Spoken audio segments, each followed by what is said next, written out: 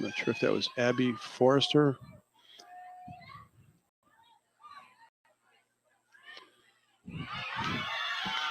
Intercepted by an Exeter 4 with a nice touch straight into the middle of the field. And Grace, believe she got a hand on it? No, wide.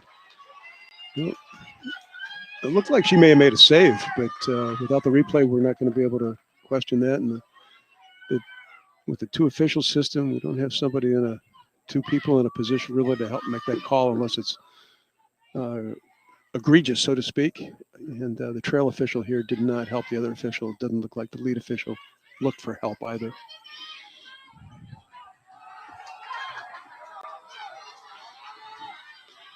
I think that was Neve.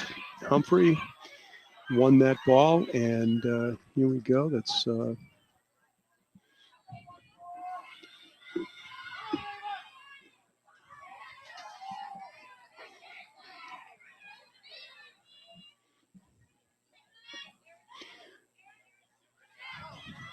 it is a challenge with the dark numbers and the ball in the net.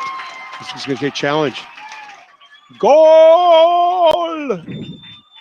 That's the best I can do tonight, Andrew. That was a nice goal. Out of the outstretched hands, through the hands, I believe. The keeper puts us ahead 1-0. 6 minutes into the match. Andrew, could you see the number of that player?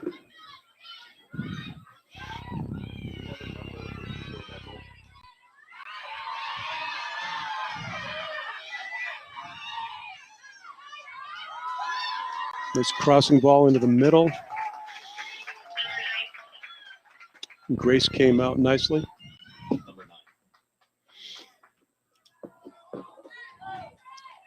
Goal credited to Abigail Forrester, number 9. Abigail Forrester.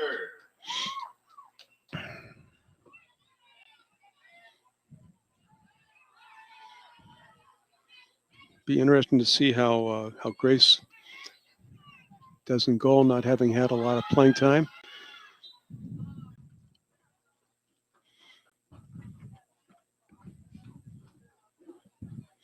Score early and score often. Takes a little bit of pressure off everybody, but many of you know it doesn't take long to get that ball from one end to the other sometimes and change the score very quickly. Nice long pass up to the wing. And it was deflected, so we've got a Bedford throw-in. I believe Neve Humphreys with the throw. Unfortunately, she lost it. One touch back to Neve would have been quite fine.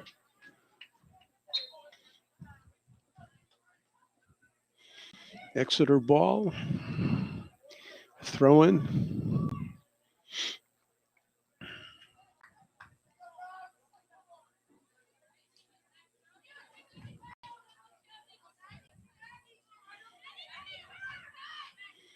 Nice, easy, short toss. Midfield, collected, however, by, that might have been Abigail again. The 8, can't tell the difference between 8 and a 9, but since there's no 8 on the roster, it's got to be Abigail, number 9.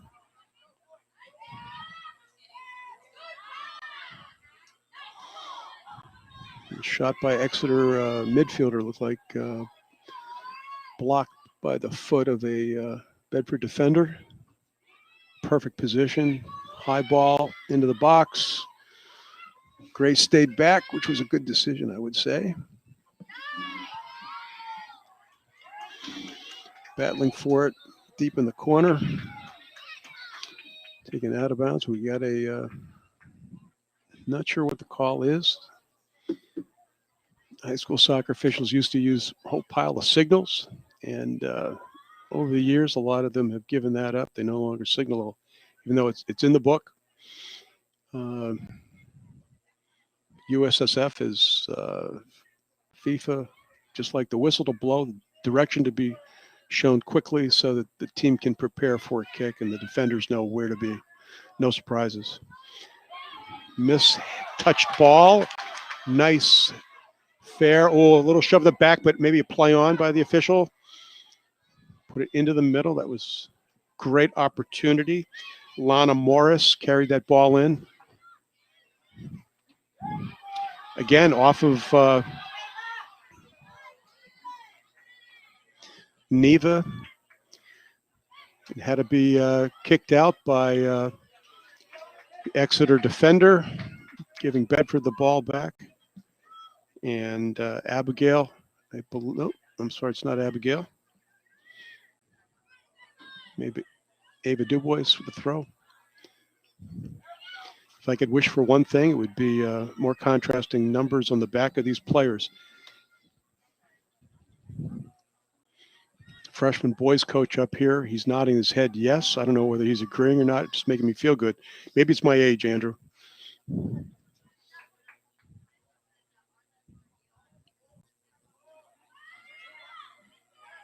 Oh, nice effort. Very nice effort. Not positive, but that might have been Abigail Forrest again. Almost get the head on the ball in the box. She went straight up for it instead of putting any momentum into it from behind. Oh, no. Oh, beautiful Grace. Beautiful, beautiful save. That play started back around midfield, and she carried that. The Exeter player carried that ball down. I think it might have been Anna Lodico, and I apologize to the Exeter players' families maybe watching this at some point in the future. Not being able to catch their names, but it's hard enough just to deal with the Bedford players. Exeter player put a foot on it, but didn't build anything up. Nice touch out. And here comes, which hopefully will be a continuation movement. Nice play into the middle. The Exeter defender misplayed the ball, and it's probably going to go out for a throw-in, far side of the field. Hey, we have a guest up here in the booth. We have Corey Parker, the infamous Bedford athletic director.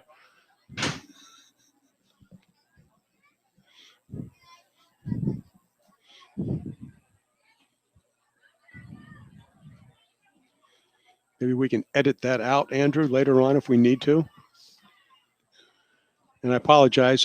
There's no one else up here to talk to but Andrew. But he's an excellent assistant, so to speak. He's the guy behind the camera, and that is not easy to concentrate on.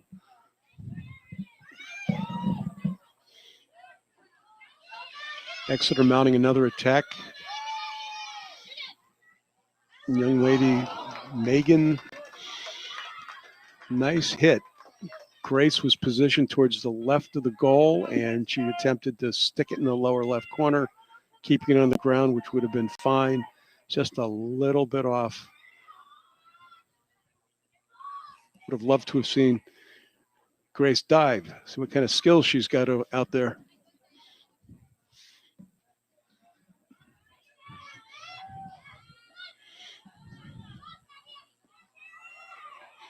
Nice shoulder-to-shoulder tackles there.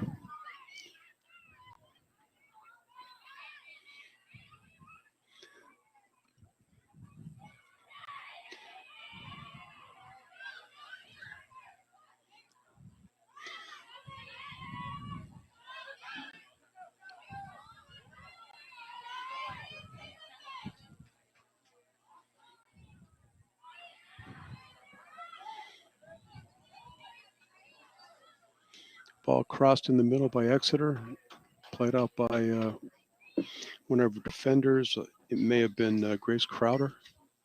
Could be guessing on that number, though. Exeter's maintaining control outside the box, and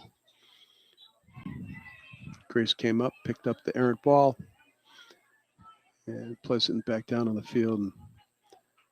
And, actually, it would appear there was a foul called on that. Would have been a charge.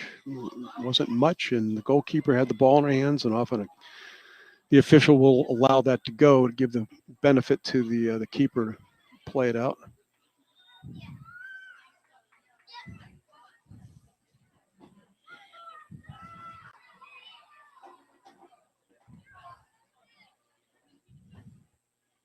Bedford throwing at midfield.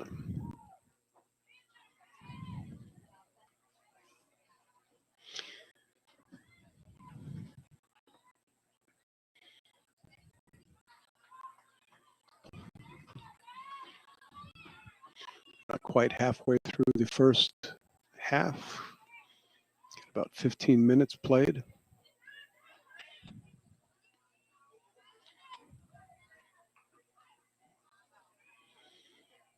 Kicked out by the right back for Exeter.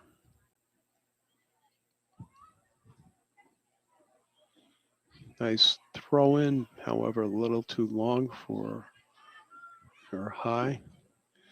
I think that was headed to Lana Morris, the intent. Well played by Exeter to pick up a throw in, kicking it off of the Bedford player.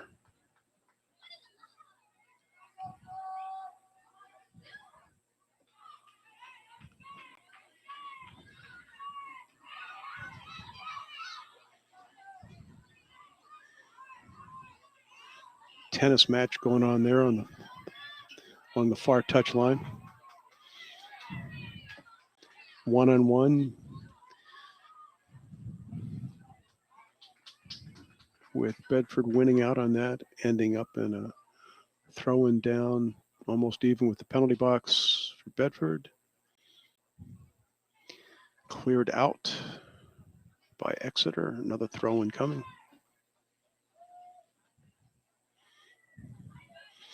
Nice touch. No one in the middle, is there? Or there is. I think that's Abigail again in a great position.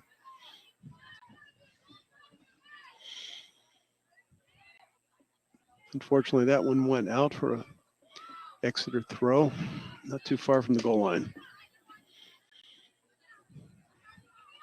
Players are marked up here fairly well.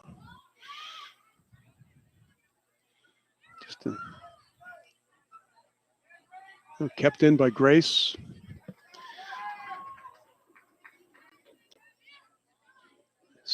Grace Crowder has had some nice touches over in that area.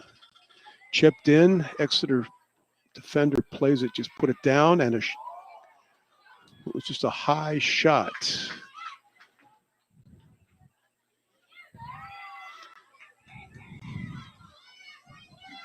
Head coach out at Penn State used to say, shoot the ball. If you don't shoot, you can't score.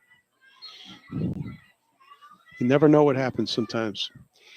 Take that shot from around the midfield up sometimes. Goalkeeper sleeping or just the right arc to it, you can beat him. I'd say especially in some high school soccer matches. Youth soccer, of course, they might not be quite strong enough to hit it that far. Exeter keeps in right on the goal line, and our defenders working the ball out.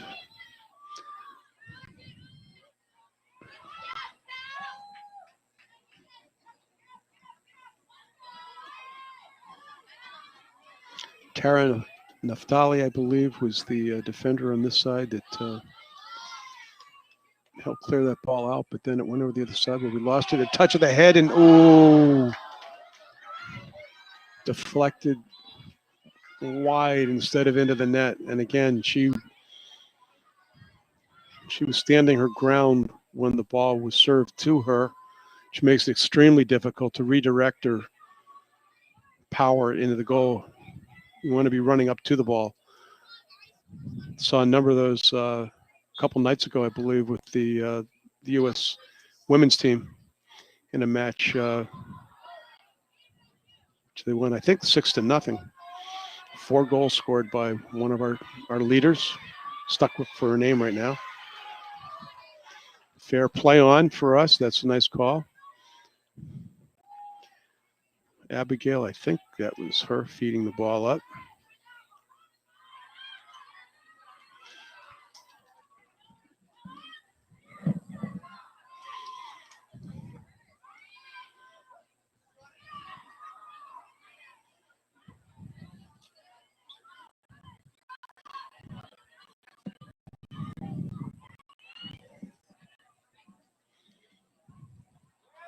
Nice little spin pivot pass to the wing. Fortunately, just struck to the keeper instead of out in front, giving one of the attackers a chance to run to the ball. Exeter picks it up again, and pressure being put on her by a couple of our defenders and successfully taken away.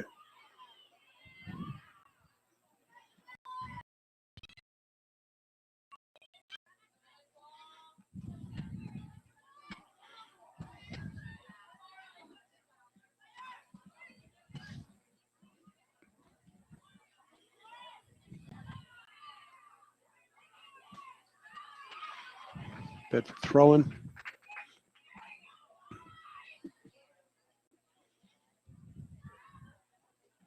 Contrasting the official on the far side here tonight to the officials in the boys' game on Tuesday night. I like the way this guy is signaling. It's clear. Everybody can tell exactly whose ball it is.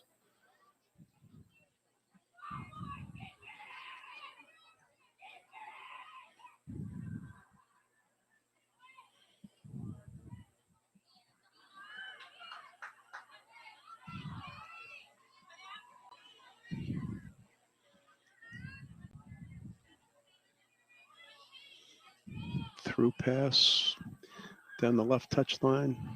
Little too far ahead of our attacker over there. Might have been Kate.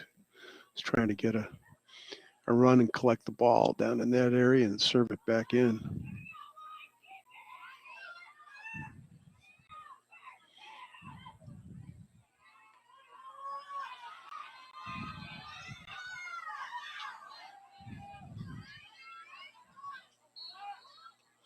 Offside call by this near side official. It was a close one, but I will give credit to the official when they're in position, and he was. He's virtually the only person that can tell exactly where that player was. Substitution coming in here, I believe, an Exeter player coming on. Nope, sorry.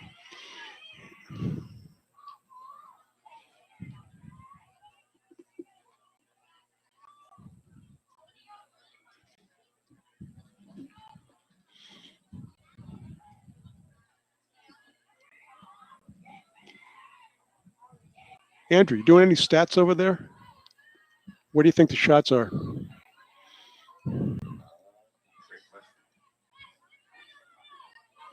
Got to make sure he stays awake. Oh, here we are. Here we are. Sweet. Woohoo. Goal with the yodel. A little German yodel there from the Alps. Alpen yodel.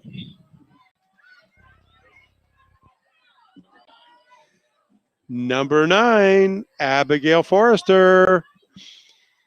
I love it when a player just touches the ball. That was sweet. Oh, where's the replay?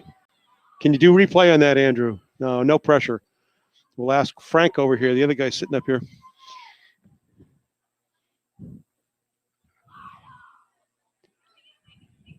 That was nice.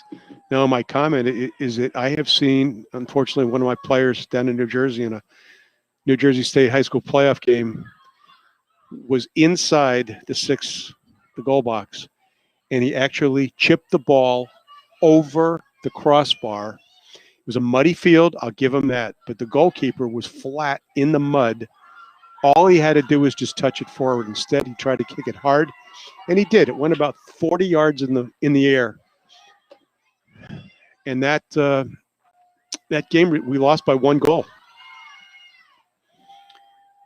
Came up to coach up here in New Hampshire, and lo and behold, young man walks onto the soccer field the first day in August. It used to be August 15th when you could start practicing. Looks at me, I look at him. He said, "Were you the coach down there in Palmyra?" I said, "Yes, I was."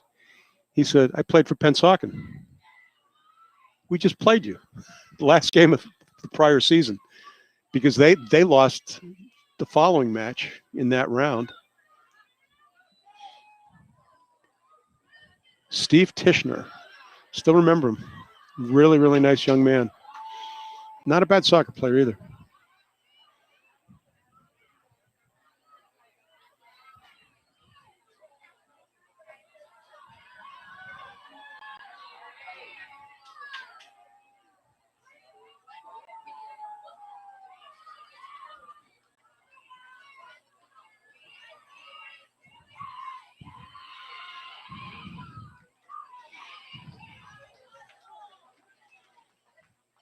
The score might be 2-0, but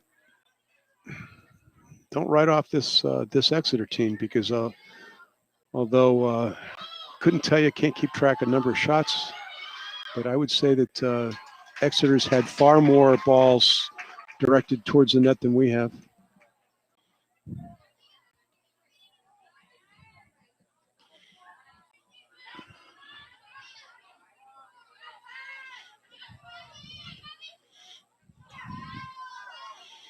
Nice taken down, played forward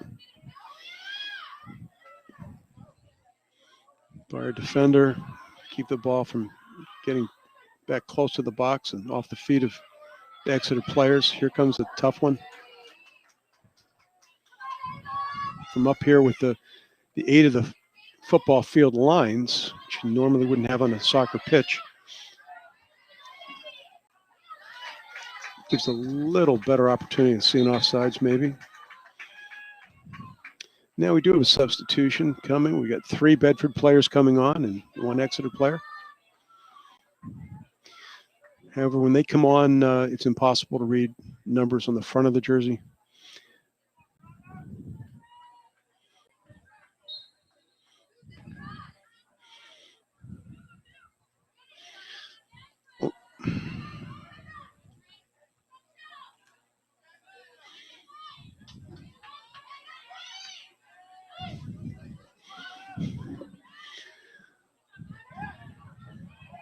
Just a little over 13 minutes left in this period. And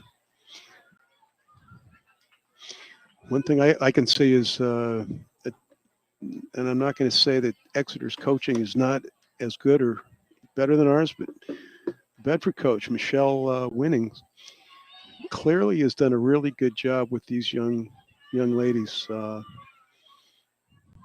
They are taking advantage of the opportunities when they get them and to the max. And we have a corner coming. This is an example of that, the pressure that the forwards put on. They didn't get a shot off, but they drew the corner.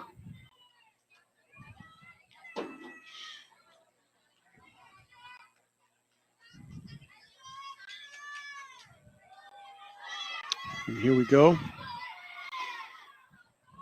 Nice touch in the middle, and defender headed it right out. Chasing up at midfield, just 3 touches. However, she looked down and lost it. We're on sides. The defender probably going to have to put that one out. There's no one close enough to her. Kind of looks like possibly some of these Exeter defenders are getting a little bit tired. They have been running quite a bit tonight. Although it's not hot, it's still going to be taxing.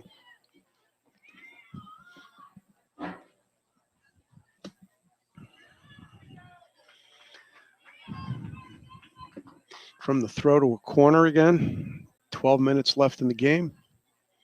Not sure whether they can see the time clock on the screen. They can. You can. You folks out there listening, I'm talking to you. Got the thumbs up from Andrew.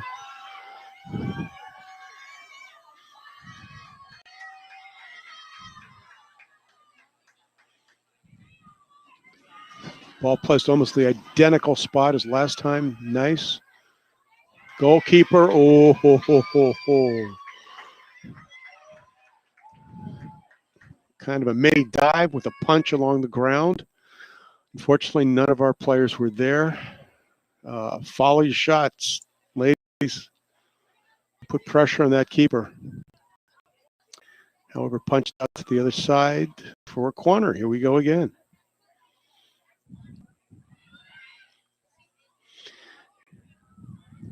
this time off the head of one of our, probably a halfback, I think. I'm not sure. It very likely was Abigail. Forced back up.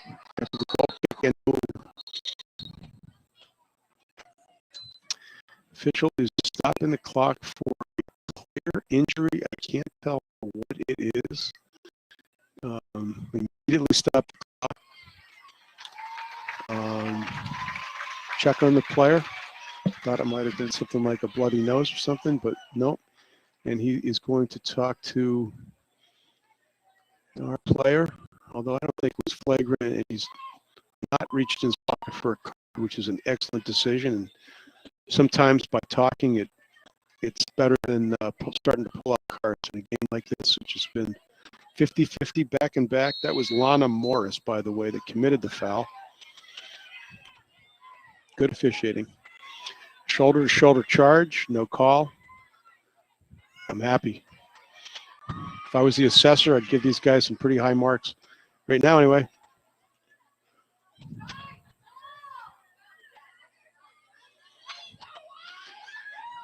Exeter doing what they do best around midfield. They are pretty good.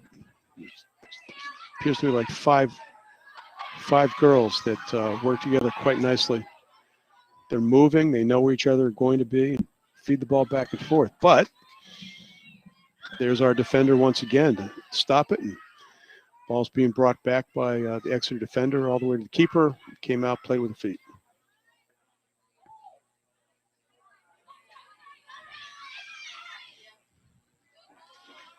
Out for an Exeter throw.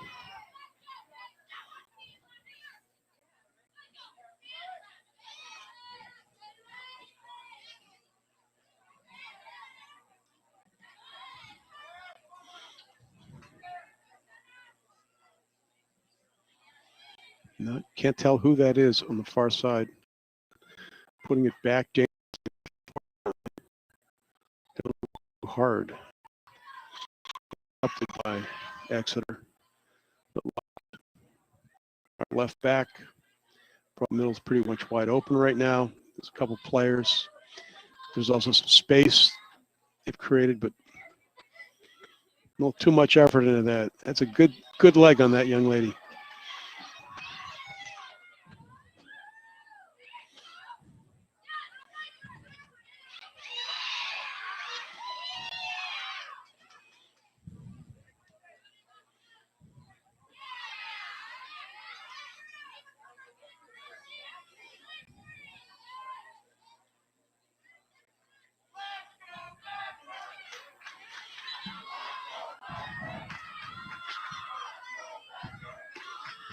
Some fans adding a little positive cheering to this game tonight. Obviously, we would love to remain undefeated.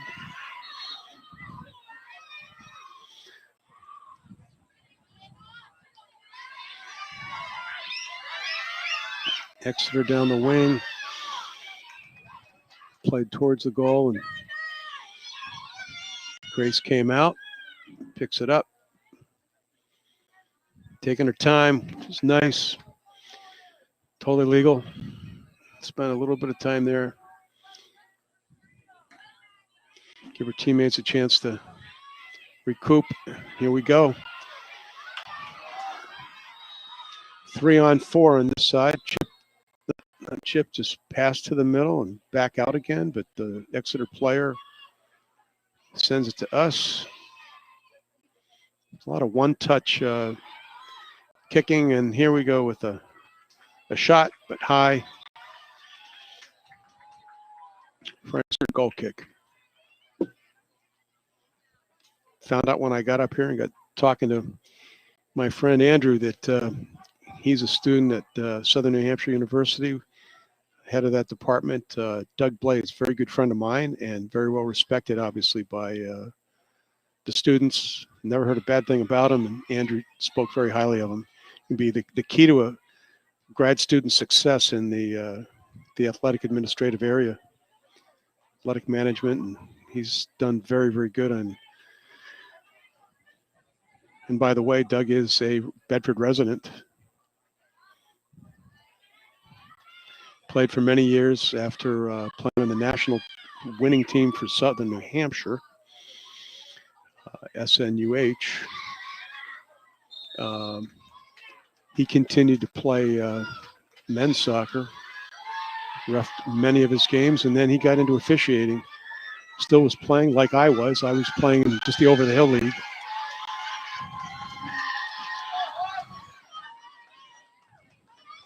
Doug was rock solid in goal. Free kick just outside the area, and it is direct for Exeter.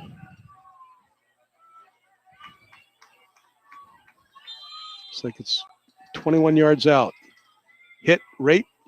Oh, hit the crossbar. One of the goalkeeper's best friends. Put back in by Exeter defender. Hit it wide.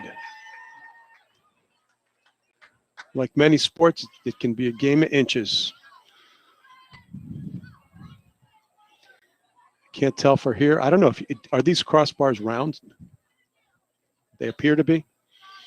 If that had been a square crossbar, it looked like it was just low enough that it might have bounced down instead of.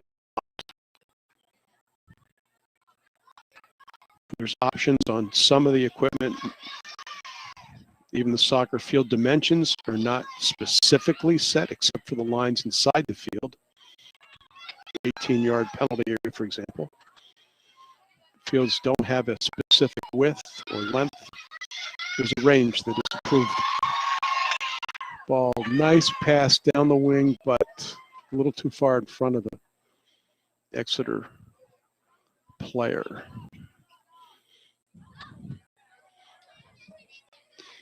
4.5 minutes left.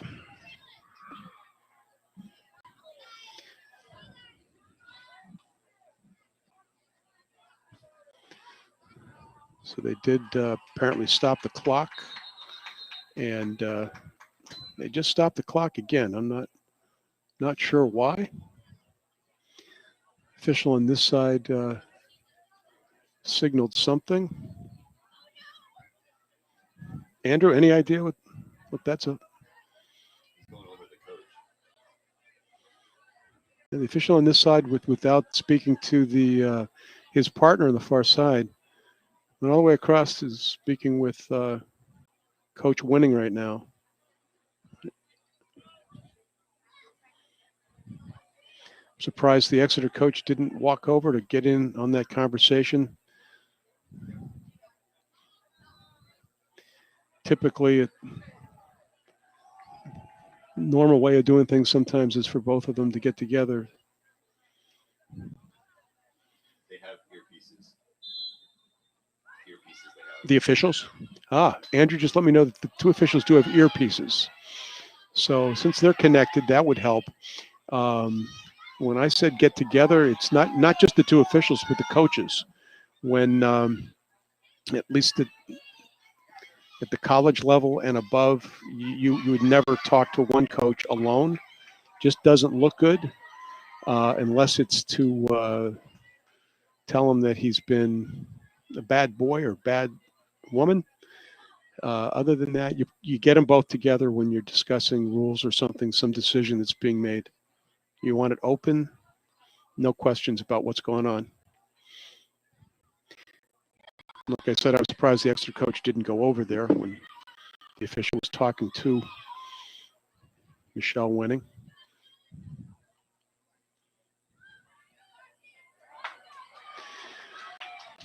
Oh, nice, and a nice back pass right to the 18, and it is over the head of or forward on the right side of the goal. Possibly could have had an opportunity, but I think the intent of that kick was to hit it towards the goal.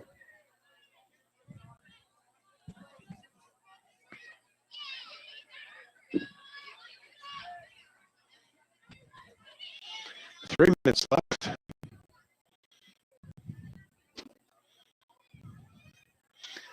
Good pressure.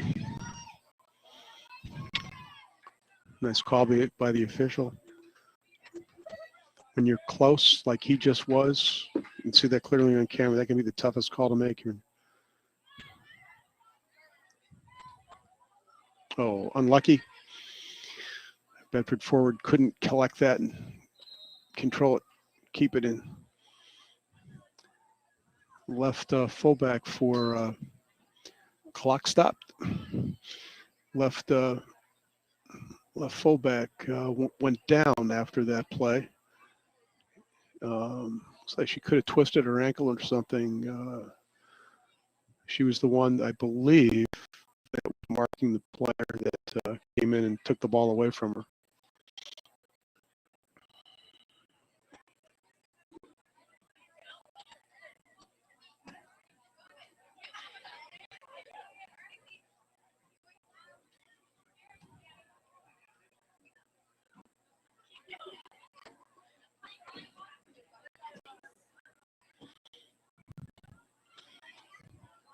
We've got a trainer coming out. I'm not sure if that's a coach as well or not, but attending to her. Does that look like a nose? I predicted that before. It wasn't right. And I think I may have seen a compress go up towards her nose.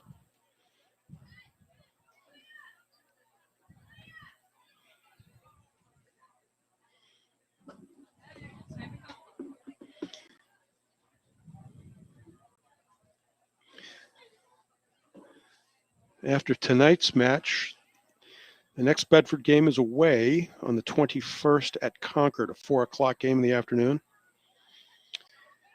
And Concord is, let's see, where are they here? Oh, they're in the top. They're in the top 5. Their current record's 5-1. Actually, they're the team that right now is tied with Exeter. Basically, tied with Exeter, 3rd and 4th place.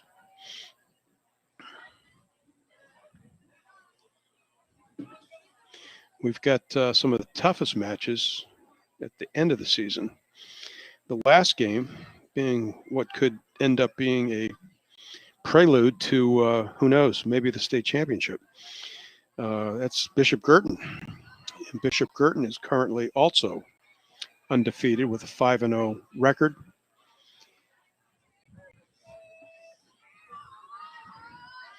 Who knows what will happen between now and then, but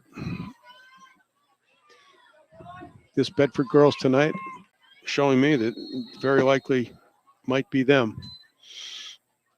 At least one of the teams on the field. After the restart, due to the injury, the goal kick, throw in.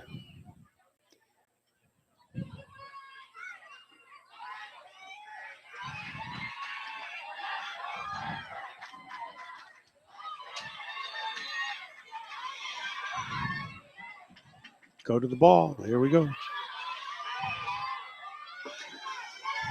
Bedford throw in.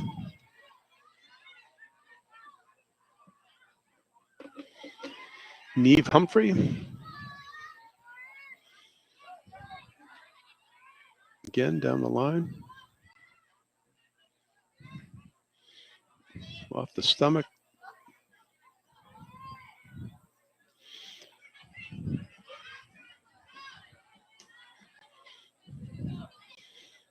I think Neve just got away with a little bit of push in the back, but the positioning of the official on this side would have been almost impossible to call unless it was much greater of a push forward.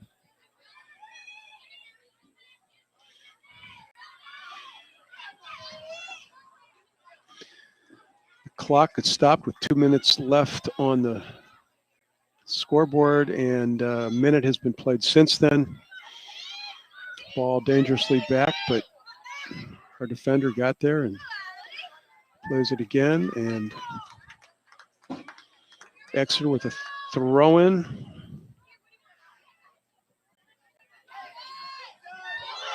Oh, no.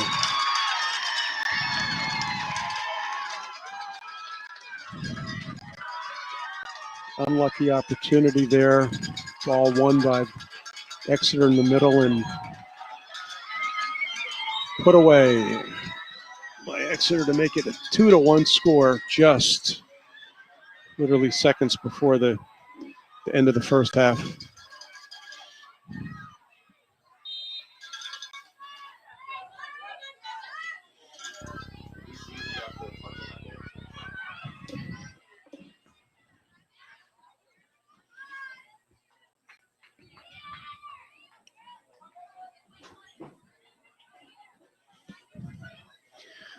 Can't be much time left.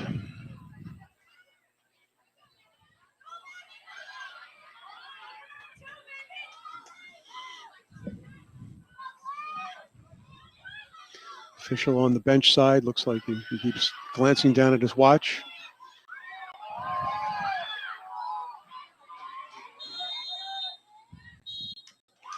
And signals for the end of the first half, 2-1. Bedford ahead.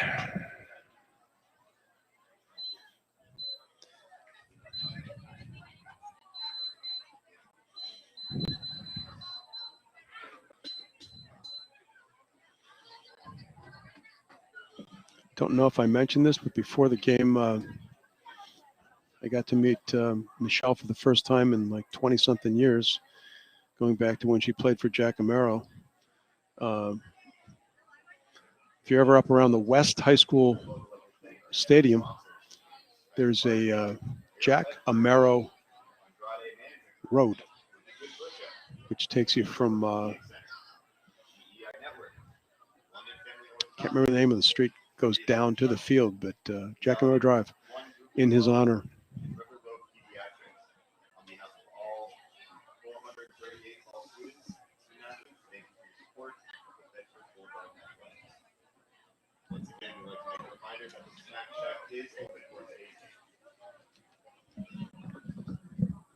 Does your announcing go over? Hey, can I put some music on?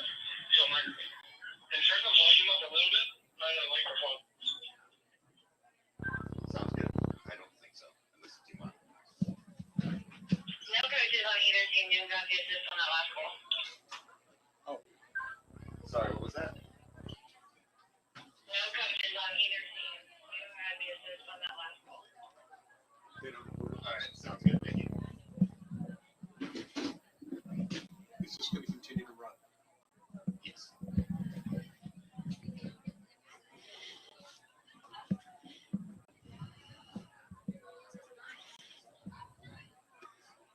10-minute intermission here for halftime, and you might be doing the same thing that a lot of people are doing here. They headed over to the concession stand. Got some really good munchies and stuff over there.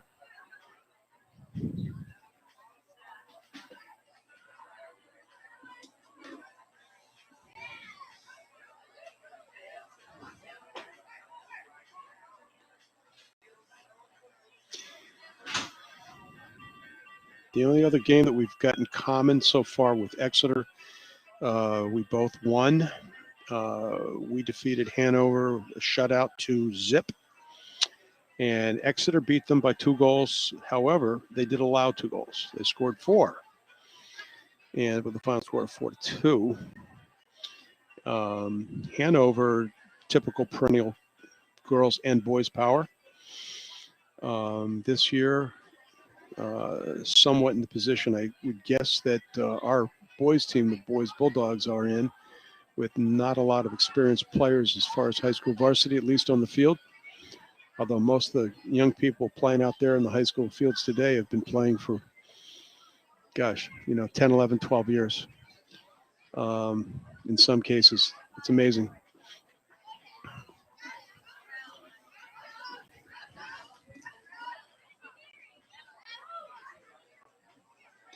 Looking forward to having a chance to get to know players. I know that I'll be covering most of the boys' games. I'm not too sure about the girls, but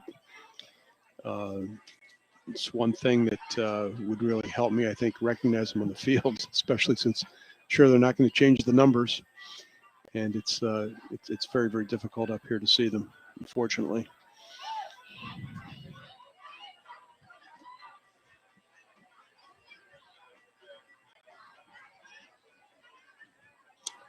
couple other people of note that are involved with soccer that I've known for many years, and some of them are still there. I'm not sure exactly if he's still our current rules interpreter, but back when I gave up officiating soccer and as a member of the executive board here in New Hampshire, the New Hampshire Soccer Association,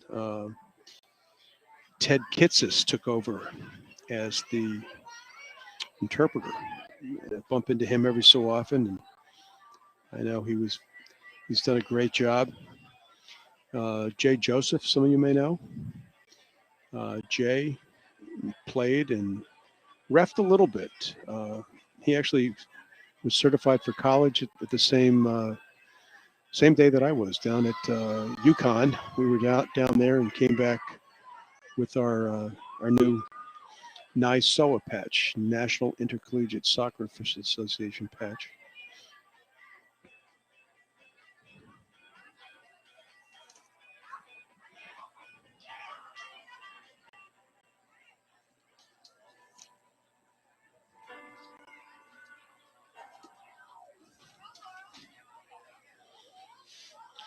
Some of you probably know John Mata, although I believe he still resides down in Nashua. He's the guy that you might see around a Dunkin' Donuts in this area. That's one of the places to see him. The other has been historically on the soccer field. John was, back years ago, president of the USSF, New Hampshire soccer for many years, and representative from New Hampshire at the national level. Eventually, I'm pretty sure he was either president, chairman, or the director and everything else of U.S. soccer. Partly due to, I believe, I'm going to credit him with the fact that I got to referee a selection U.S. women's a long time ago. Went down to the process of the prior matches. When it came down to the second or third day, I don't remember honestly how long we were down there, but I was very fortunate to referee the finals. DC United versus Eastern Massachusetts, Pennsylvania. Full time, good care of her.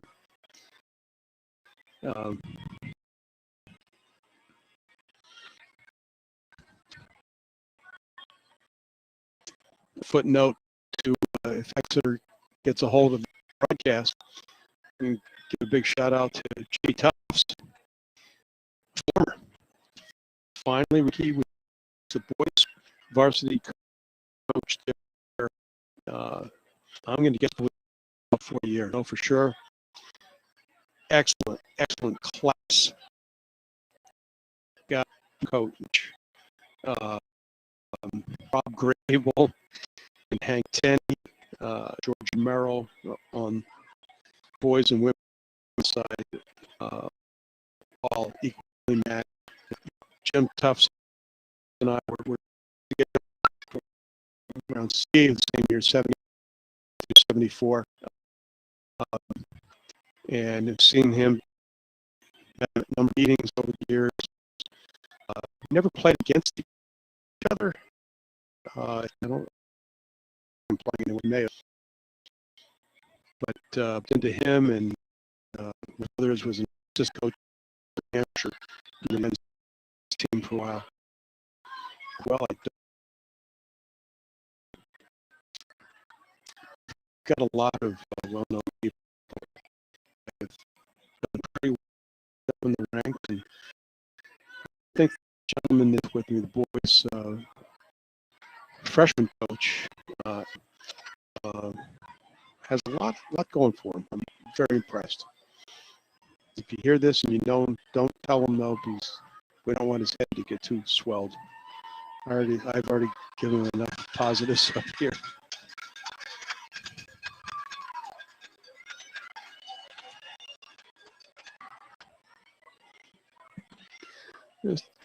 Teams have retaken the field,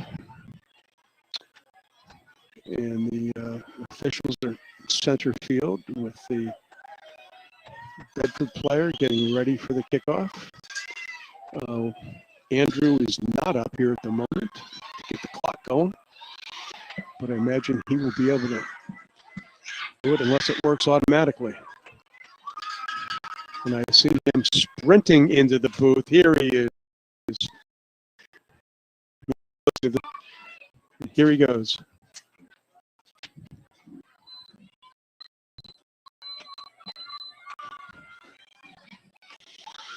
Ta-da. He's quick. What sports did you play, Andrew? Soccer. Oh, that's one of the quickest up in the bleachers.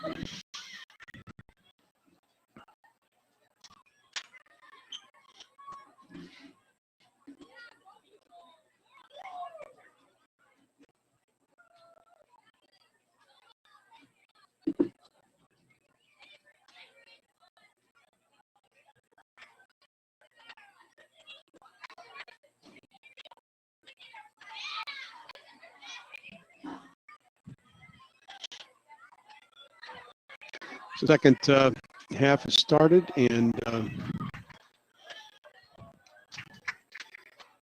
love to see the ball head down towards the left side of the field this half. And I'm assuming that most of the people watching this video,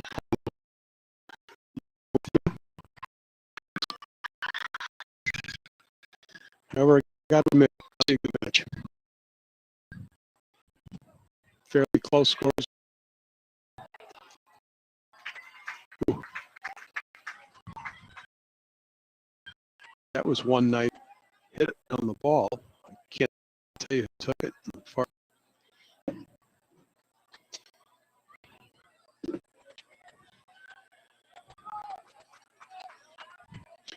Goal kick.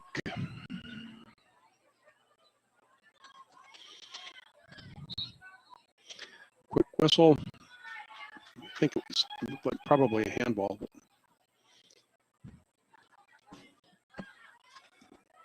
No. Oh, maybe it was.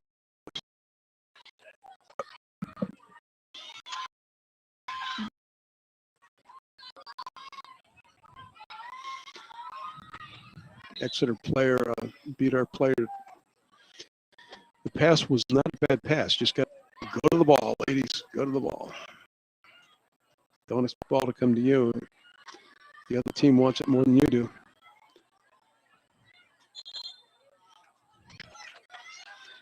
A little bit of shoving or charge there against the Bedford defender. I believe that was Neve.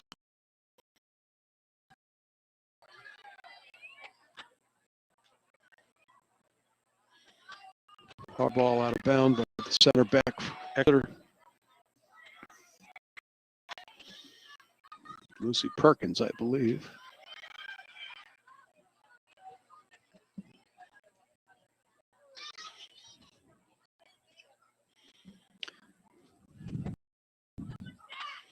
Been a lot of throw-ins in the. It's one nice. Those either familiar with indoor soccer, throw-ins. No out of bounds, generally speaking, unless you hit it too high.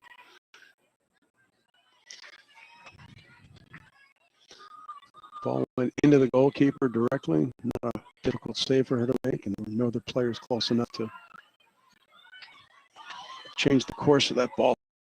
Traffic. Long ball down the touch on this side, and then a throw in for Exeter this time.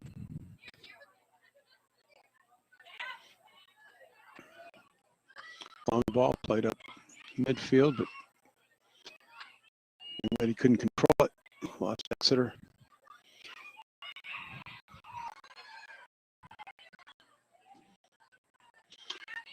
Here we go, another transition for us, Bedford. Pressure coming very quickly. Exeter number 22, quick defense. Hustled over, cleared it, slow things down. Good pressure by Exeter. However, the Bedford half over here was able to control it, pass it back, and generate a little with a mid-roll. A long ball back, and I believe Grace is going to be there to pick it up. Andrew, can you confirm? Is that still the same? Grace is still in goal. Okay, thank you.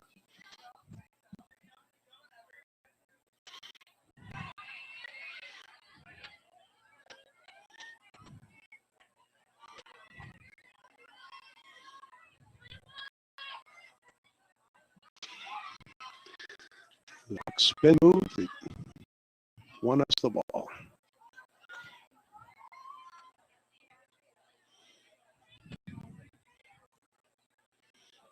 Untouched out. Exeter throw.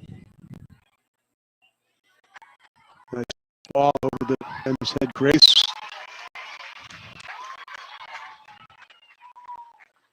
Nicely played. Control, relaxed. Putting it out to midfield. It's a pretty good 45, about a 45-yard punt for her.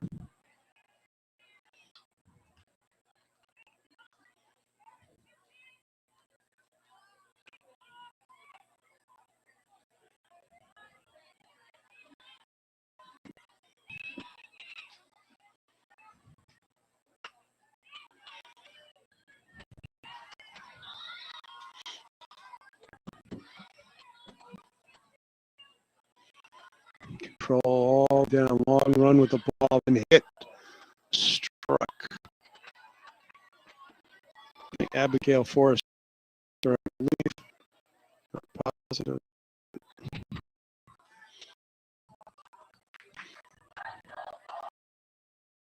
Over the ball.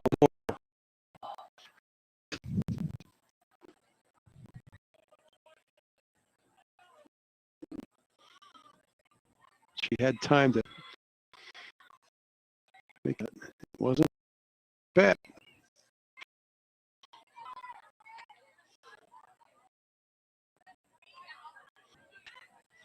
Crossed in. Ooh, probably, but the Exeter keeps on. And punt it. So, yep, it was. To predict that, which is my nature.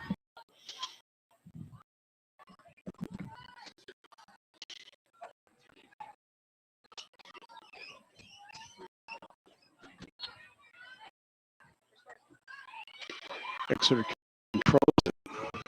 One pass. Put it down. Luckily for a goal kick. Exeter dropped back, playing a little heavy numbers around midfield for a bit there. Right now they've got two defenders covering Lana Morris.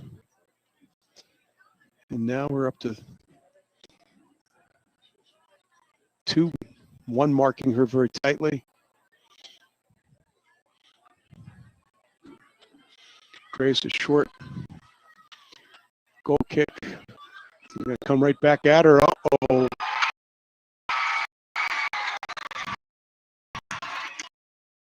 Okay, that one.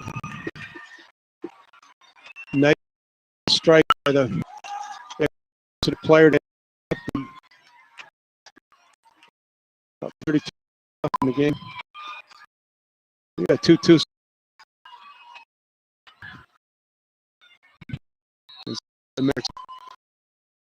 Score goals and they give up some. That's what we're seeing. A little run, a bit of a in.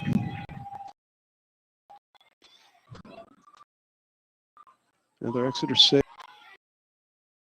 No one saw that.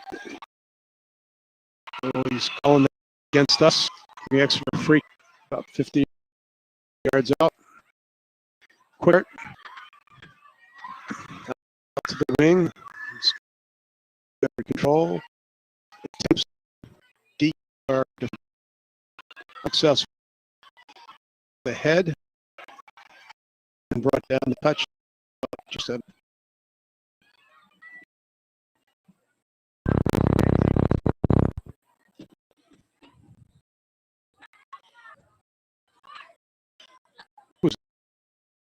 number 7. You've got to listen.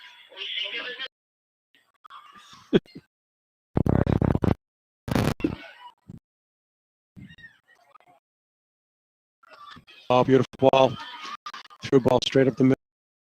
Off, I believe. Yep, off the Exeter player for Cornick. And the substitution.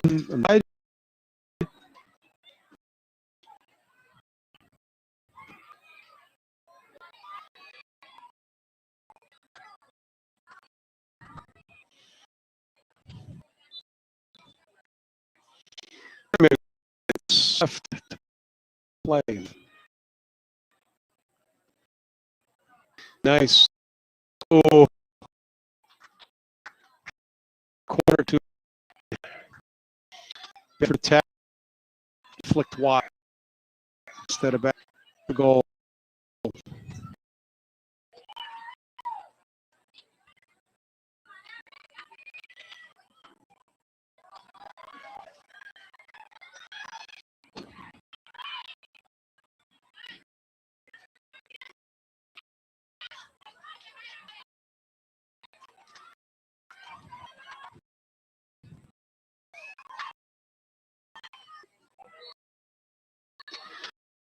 Charge behind. A free kick coming up. Deep in our end.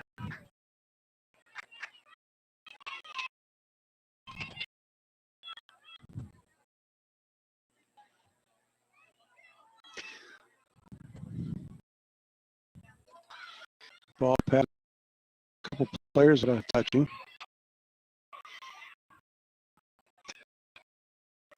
Attempted. And kicked out off Exeter player. Throw.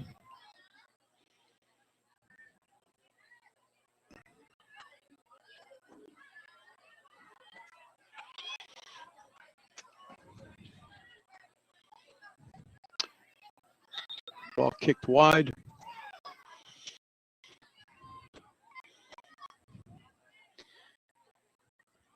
Exeter has another goal kick.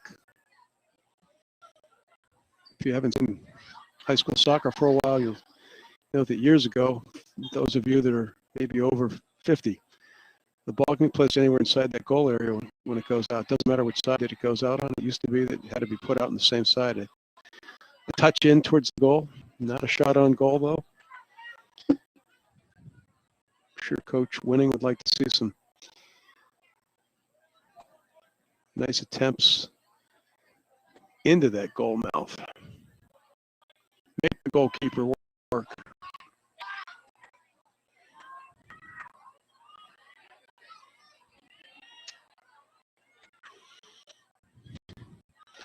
Under controlled by our Bedford forward. Never then lost. Back at midfield, and Exeter back on the attack with nice defense. Nice defense.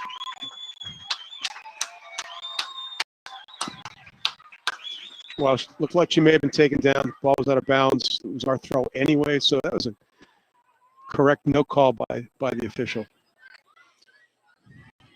Exeter kicks it out.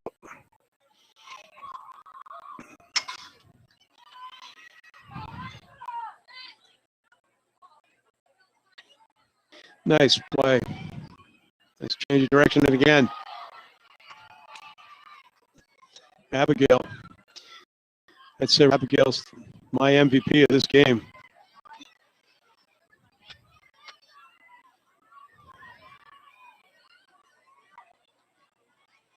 Did that touch the defender? No.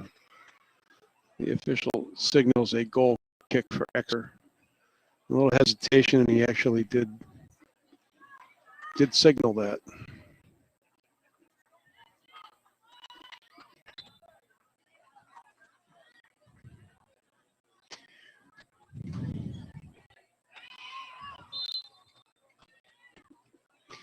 Handball, signal, free kick.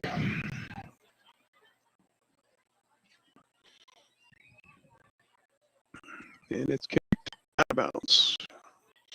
Close to midfield. Bedford throwing. Went out again. It's time for an Exeter throw.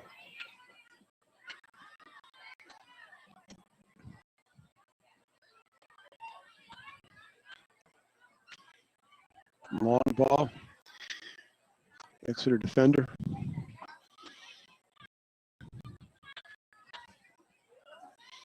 Taryn, I believe, Nastali. Nice long throw. On target. Collected by Lana Morris. Carries it across.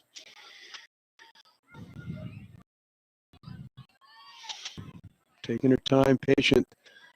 Oh, let it go out. Her throw for us. Nice.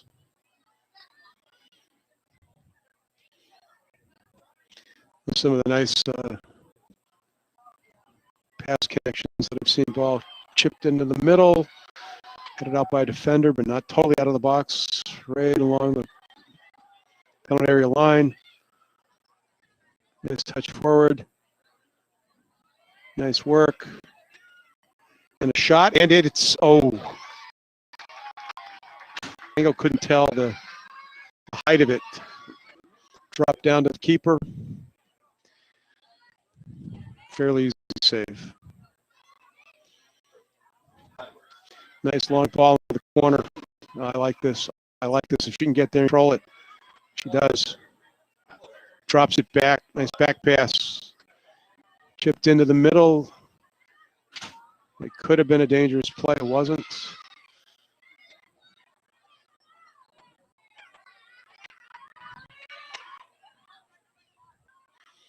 Exeter with a quick counterattack.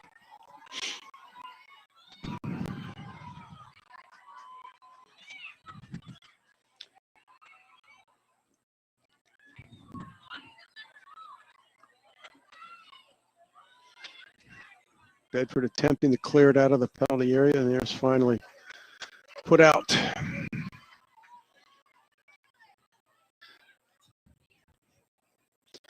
Long cross off the head of an Exeter player. By the 6-yard box.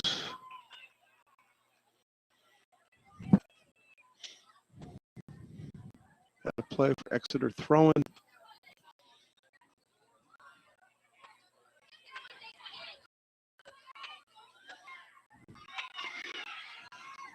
Nice attempt into the middle. However, no one home for Exeter. Grace, nice punt out to midfield.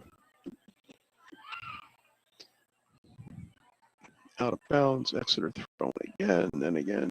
Ooh, nice jump. A little forward mode. The ball did. It hit forward. It was a nice challenge. This is dangerous. Bedford player pushed in the back, but the ball was rolling directly to the keeper, and didn't actually see a play on call, but the official was that right there.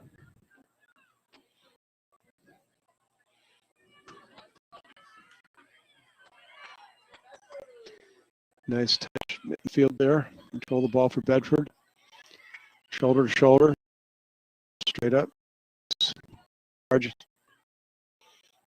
Nice play.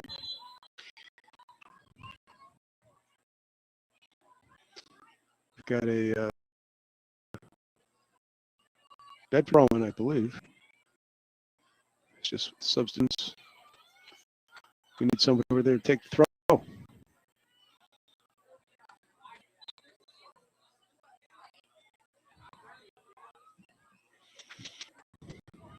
Ball thrown to a defender, kicks it right down, close to the flag. Put a cross off of, deflects off of an Exeter player out of bounds for a corner kick.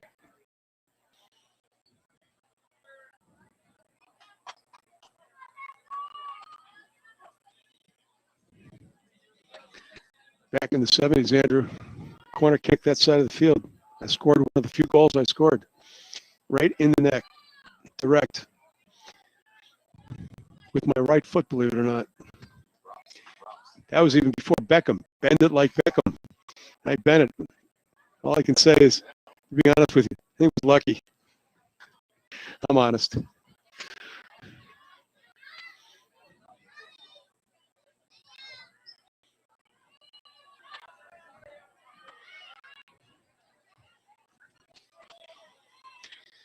Back in there, but a little too long for one of the Bedford forwards to pick it up and keeping it going towards the goal mouth.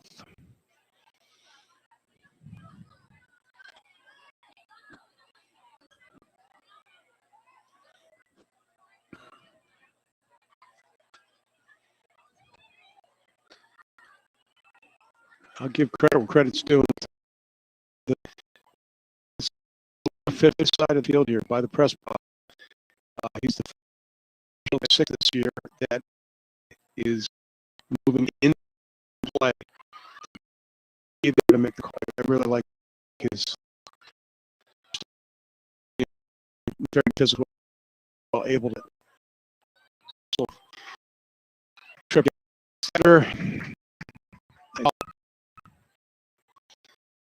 immediately.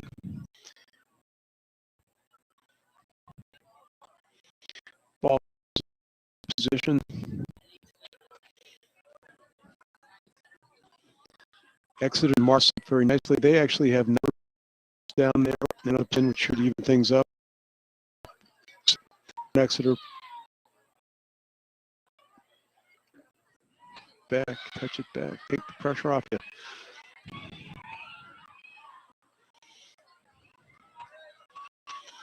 Wait, when you're in that situation, you've got too big of a risk to try to forward when you've got the Exeter players surrounding you and only one defender actually back behind you. And plenty of space to put it back. Just out. And there, that official right on the line. Again, excellent positioning. I know a lot of our youth are officiating soccer, and some of you might be watching the game. If you can a little bit from this, that's great.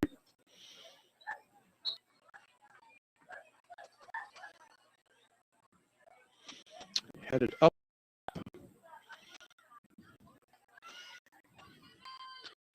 Trap, turn, pass. Guarantee they practice that as a team over and over again.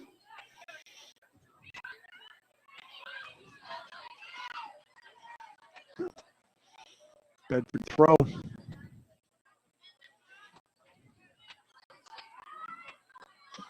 Taryn throwing. Sends it in.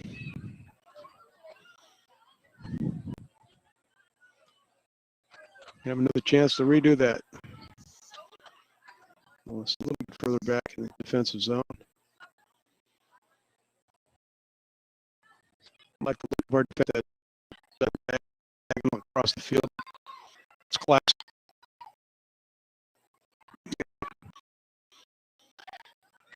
Keeping it down there in their end. Past the 20. 17 left.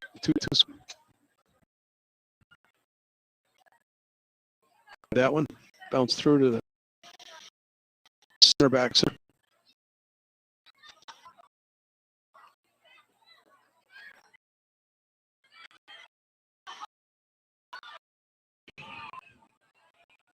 Ooh, misjudged the bounce.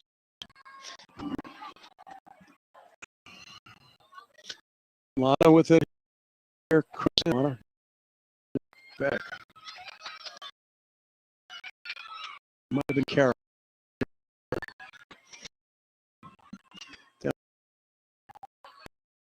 Player and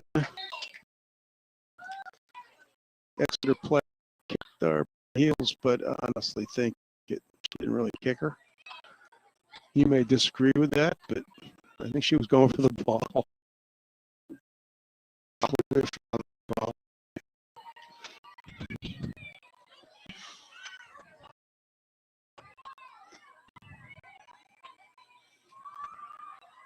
Oh, nice defense. Same strategies burning us from playing. Nice trap, turn, and pass. looking upfield, knowing who's where. And that one just a little too much on it at this point in the game. Guarantee most of these girls are probably pretty tired. Unlike a track event, you don't want to be totally exhausted when the clock says 0, because if you've got overtime, you got to keep going.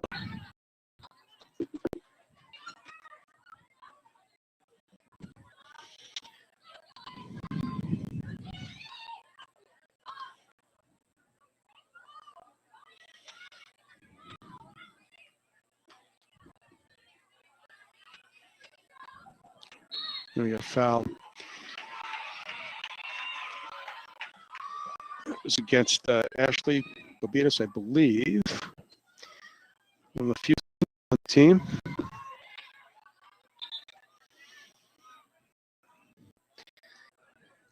It's hard to cheat on the 10-yard distance that you got to give on a football field mark like this. It's pretty clear. The referee also moved the ball back a couple yards, which was nice. Nice bang into the middle, and Exeter was screaming, and two of the girls were still screaming for a handball. Looked like it may have struck the hands, but was it intentional? Hard to tell from this angle. I'm going to ask my my assistant up here, Andrew. Did you see it? I didn't get Close. Of course, he's biased, even though he's from Bedford. But I trust. The other thing is sometimes when you get a game that's tied, it feels determine the outcome of a game. However, if it was an intentional handball, I've heard of hockey, they call it 5 seconds left. Big match, and now, yeah. Well, guess what, Coach? You reached out and batted from going into the net. Play as well.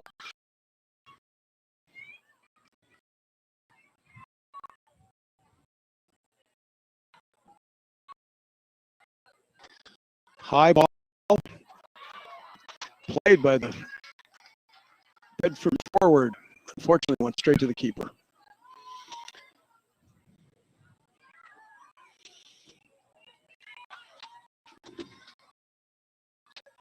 Generally speaking, he's almost played towards the goal instead of if it develops some play.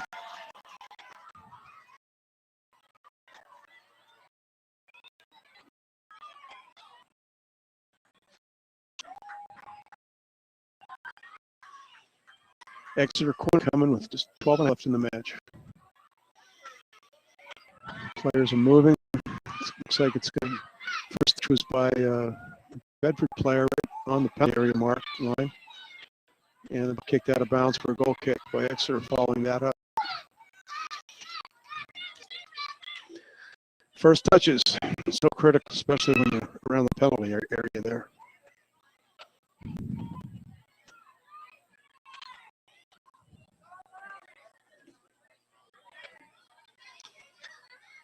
This time the goal kick being taken fullback.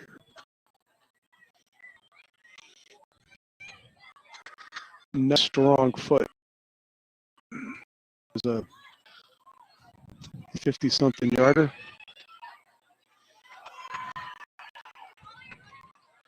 Like there could have been a foul, no play on signal, but chipped into the middle, and there's a player there, Exeter.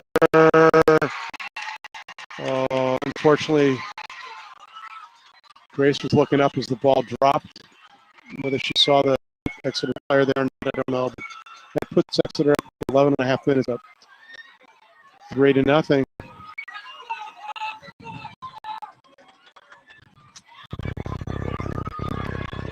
It's going to be interesting to see how Bedford responds to this behind yet this season.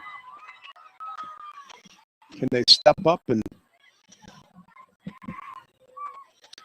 score a goal against this team, which early in the game seem to have I'm pretty sure, a shot advantage early.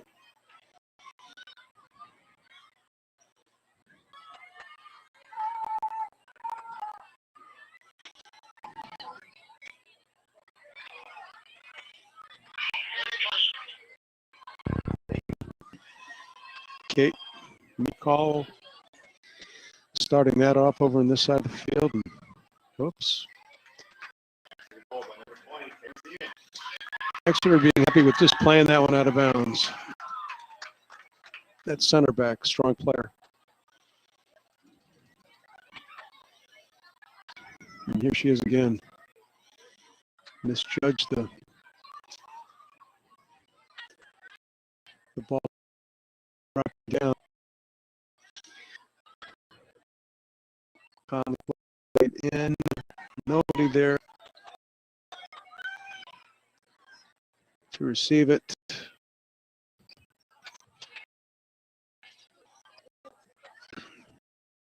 Not a good by the Exeter keeper. Now it's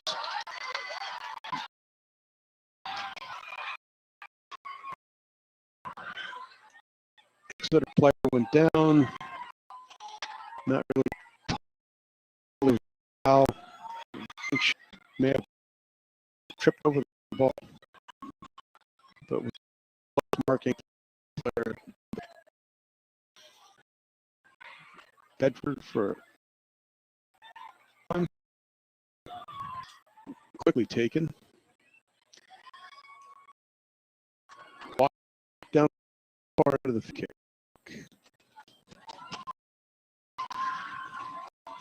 Under 10 minutes.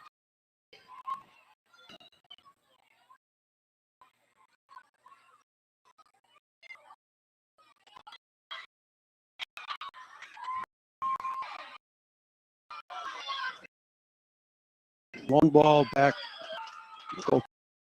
Came up in 18 and waited for it to back. Two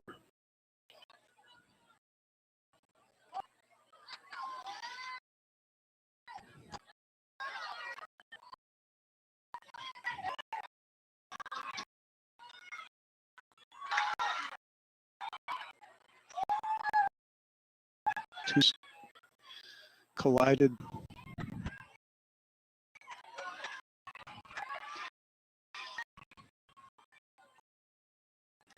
Good ball there with X down.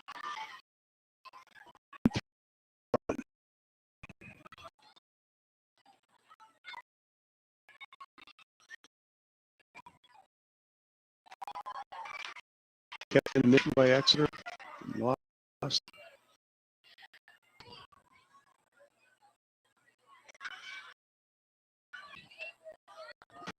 Nice tag. Play up. Play there. Nice pass. I like to see him collect on these. Oh, that could have been a foul. He did maintain. Like, yeah, actually, over see a play.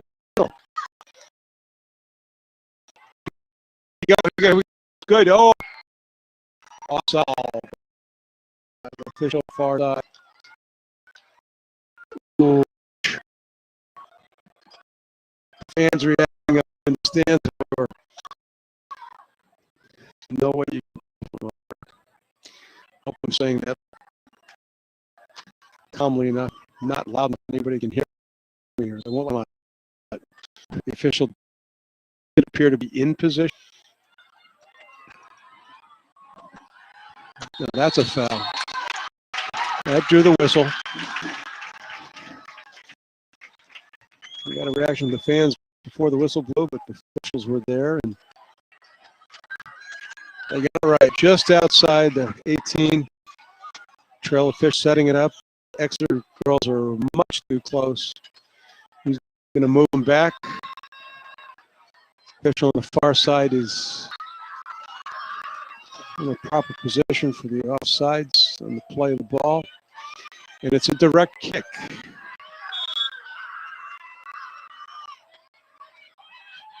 Nice ball. Oh. Oh, dreams are made of those. They see that one back. That was perfectly placed on the ground. Right in front of him. We had two players there. I don't know which who was there. I think one of them, maybe one of them, the sophomore. Oh, get down 6 minutes left.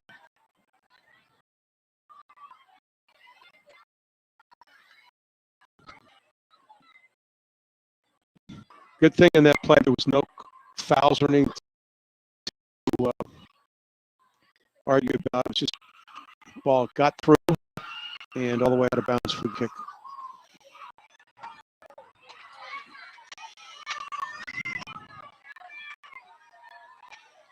Nice defensive play. Bedford ladies.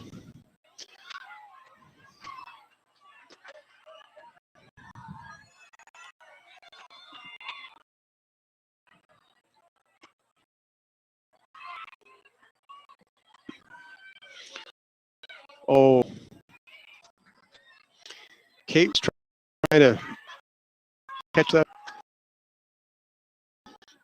Wasn't out of bounds off Exeter play.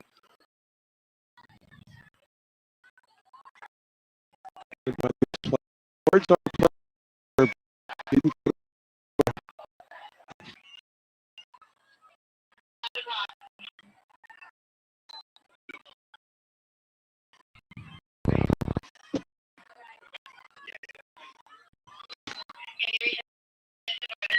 Five minutes. Those watching. Exciting that we lost that up here.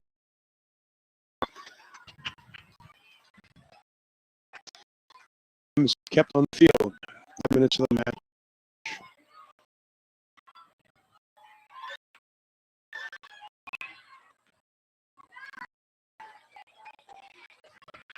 Nicely controlled. Back down. You know.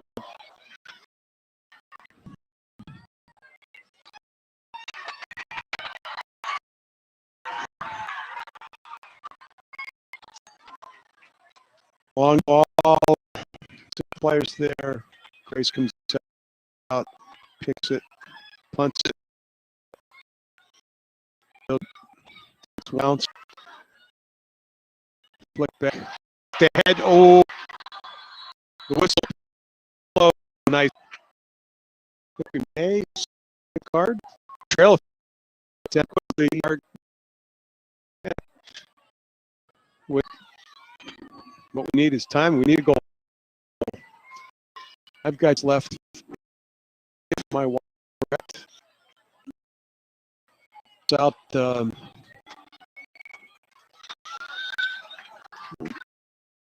37 drive. Oh, well struck. Net.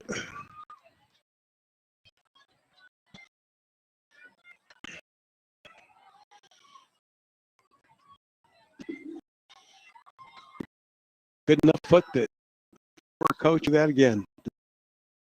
Next time, just get it a little low. One's bound to win.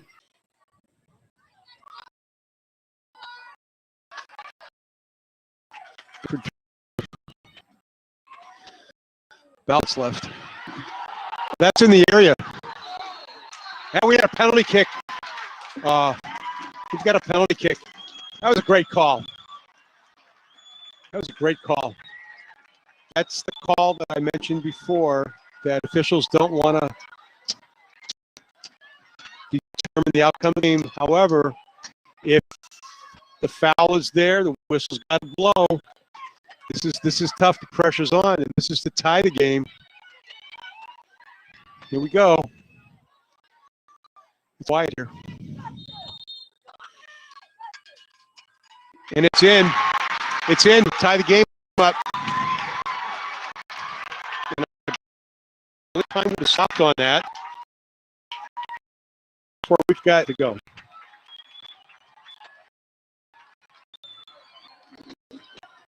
Holy cow. This one was worth price of admission, folks. I said it should be an exciting goal, and it was. Same.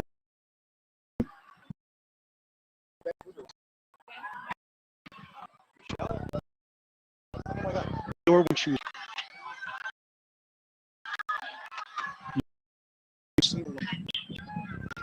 oh my gosh. Sorry, I wasn't paying attention the moment time left, but there's been this young lady sitting right underneath the president, and I had to tell whether she failed or when she told me the coach's mother. She's Michelle's mother, and said, "You look awfully familiar." And I said, "Yeah, you've seen a lot of me over the years." Oh, nice pivot turn. Nice touch. This is Lana Morris. Lana Morris inside the box. She wasn't taken down. Nice. Oh. Struck the ball off a defender, went straight back. Can't tell who that was it went back to, but another nice attempt. The adrenaline's working, and I am sure Michelle Winning did everything she could to get these young girls in great physical condition to be ready for this. Well, I don't know the time at this point, very close. Official on the far side, I think I did just see him look at his watch, and he's the one that's going to call it. We've got a throw in. This could be the defensive attack that we're going to have. And unfortunately, down there. I don't know. That looked like a ball that probably lost control of it with a touch. Put it back. Nice. To the middle of the field. Hit it. She hits it off a defender. And a nicely touched ball as time expires in regulation.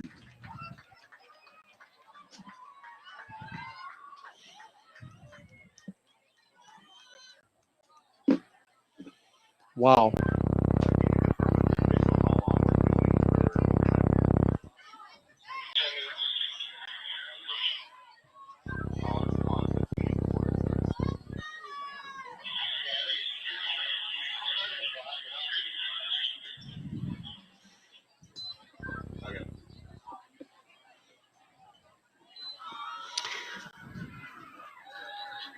I believe we're going to have, I have not kept up on the rules the last few years, and overtimes have always been one of the biggest things that have changed. I think it's a 2 or 5 minute intermission, and then I think it might be 2 10-minute periods.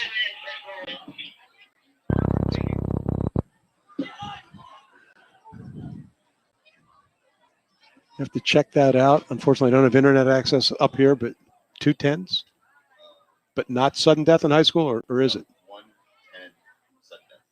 110 only, and it is golden goal. We don't want to call it sudden death because it's high school and sportsmanship and whatnot. We got to be positive. PC, Andrew. We used to call it that. Trust me. And obviously, this is going to be the first overtime game for either the boys or girls this year, I believe. No, it's not the first. First game against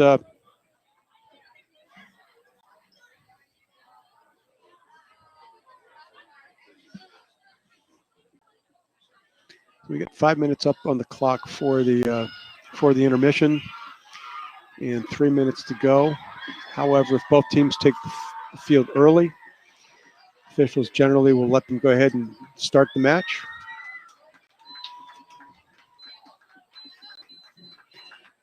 No reason to wait if the most important people here tonight are ready to play. The Exeter squad is out on the field, huddling up. Bedford Bedford gals got together with the coach, and they now are out getting position on the field.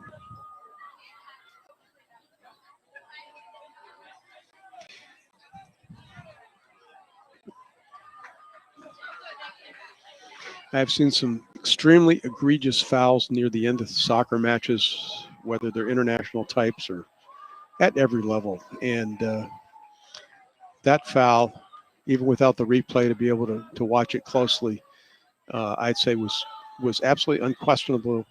It was a foul that could have also resulted in a card. With that much time left in the match, giving the card, I don't know. Some officials would, some wouldn't.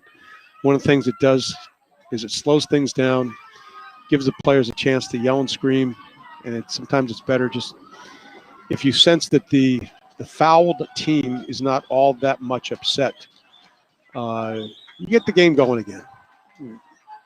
So I would concur with the way that was handled, including the whistle to call the foul.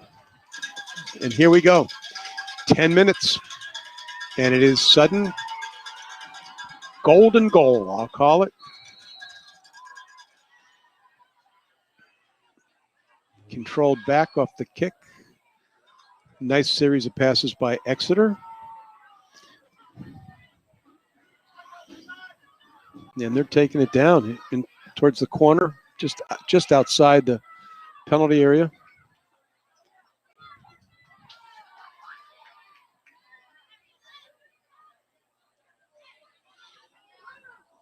And a big kick, which is off the crossbar. However, it hit the football goalposts, which are not above the soccer crossbar. When it hits that, it's definitely out of bounds, makes it for an easy call. Years ago, there were some fields that set it up right directly underneath it, and that became a bit of a mess.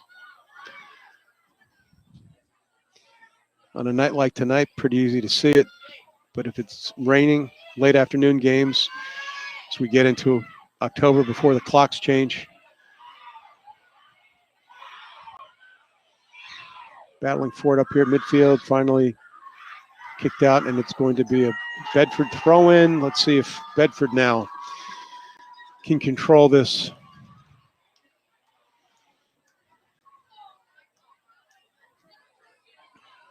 Exeter wins it back.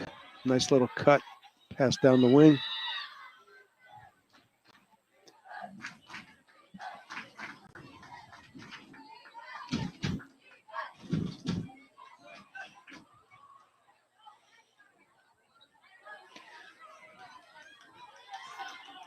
Nice clear by a defender, and this is interesting. This is really interesting. It's a breakaway now. Two defenders came back. One of them made an attempt to get to the ball underneath her, didn't get there, and now we still have control. Left-footed kick, and it's, oh, gosh almighty. Oh.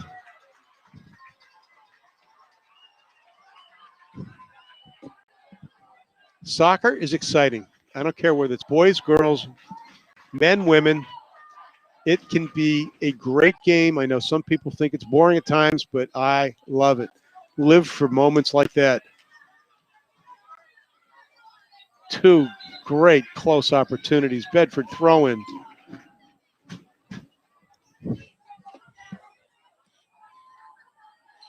Another throw-in.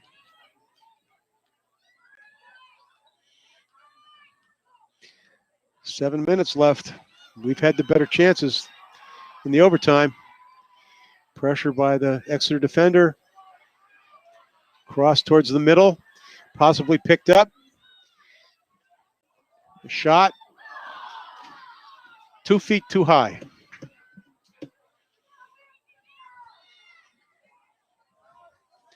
Not a bad attempt. Lana Morris, I believe, another sophomore. This is a young team. There are only, I believe, 3 seniors.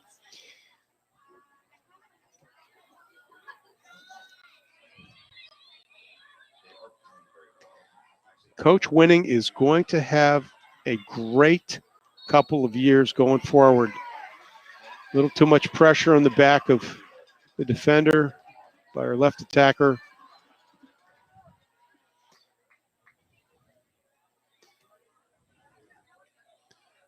I think that's far enough. Yeah, let's stop the ball there.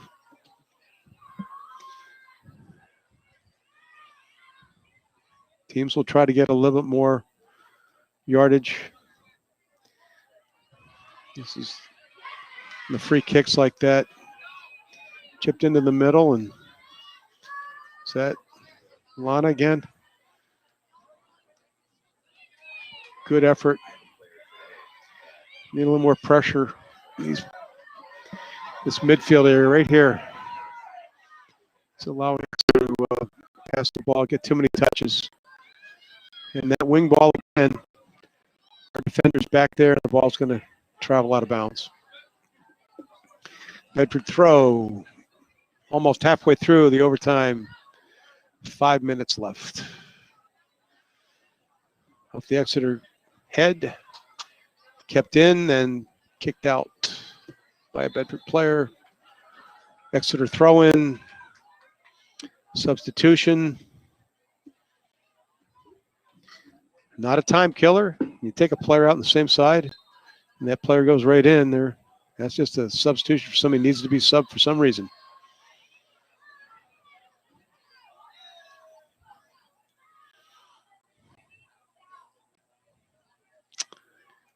Kicked out on the first touch. Chance here to win this. Off Lana. It's unable to control it, but hustled over to it. Got it back. Bedford on the attack again.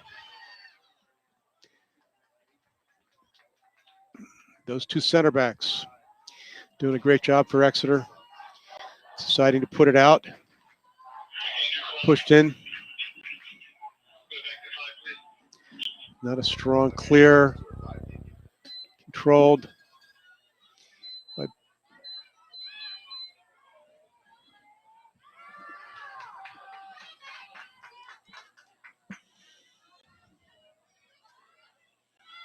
A little more than halfway through this now.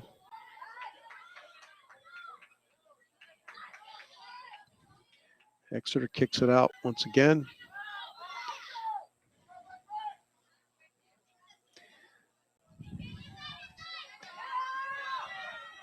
If either team would be happy with the draw, probably would be Exeter. I can't believe that Bedford wants that. What they don't want is what they've worked hard to prevent, and that is losing this match so far.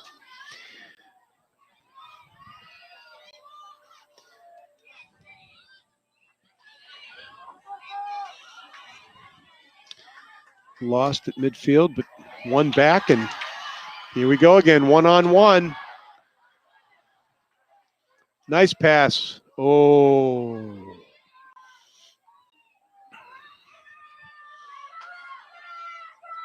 Not sure who, but our halfback just didn't anticipate that quick enough and didn't move up to get the ball. She wants to see some movement.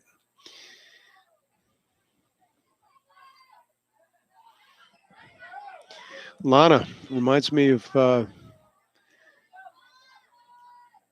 one of the boys, Gavin, on the boys' Bedford team. They may not be the biggest, but they are talented. They got some skills. Here's a hit, and it's off the football crossbar. Different angles from where people are sitting. I think some people thought that was the soccer crossbar, but the goalpost.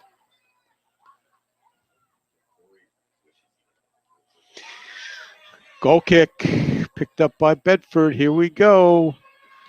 It's going to be close to possibly the last opportunity. We've been controlling now quite well down in this quarter of the field. Foul just outside the penalty box. I believe it's a direct kick. This is that one. Get it that 2 feet down. Get over the ball.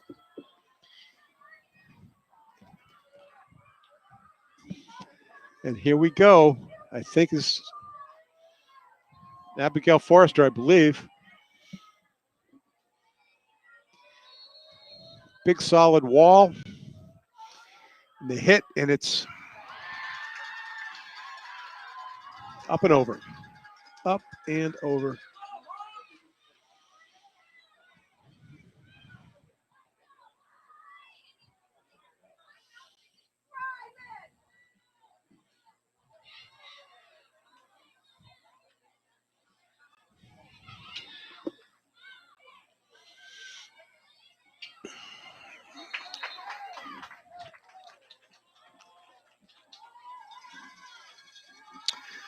Foul was called against our left wing, a push, giving Exeter the ball, a free kick here with very little time left.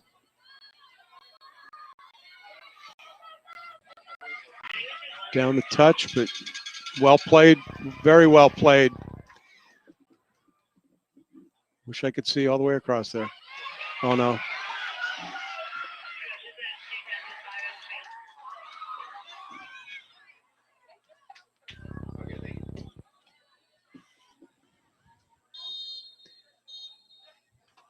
And the whistle blows. I believe it is time.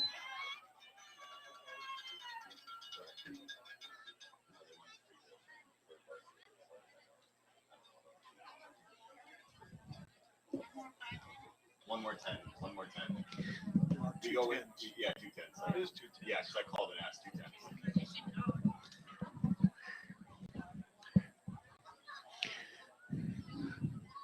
Since Michelle's mom is definitely local, I may end up buying her a rule book so she can go through the rule book and learn some of these things. And I'm just joking, totally joking. There are 2 10s.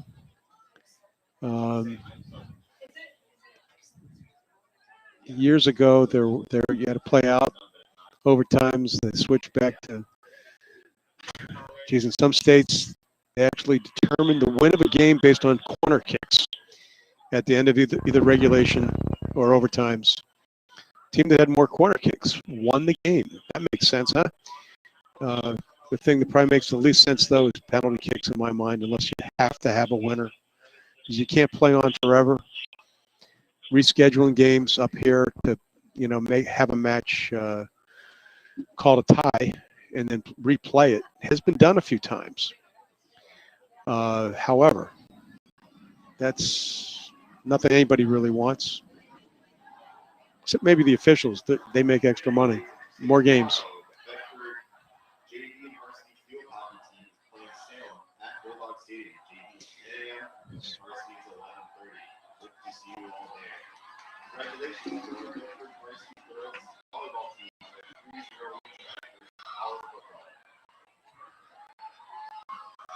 Just heard Andrew announce some upcoming games and a victory for the girls. Girls volleyball. Girls volleyball. 3-0 match tonight here at home. Teams taking the field a little bit early. This time it's the Bedford gals that are out ready on the field first. And they've got the kickoff.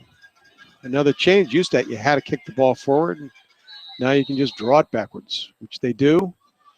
And then chip it down. Air ball won by Bedford, and a nice touch over to the left wing, who hits it in. Just about 5 yards wide of the net.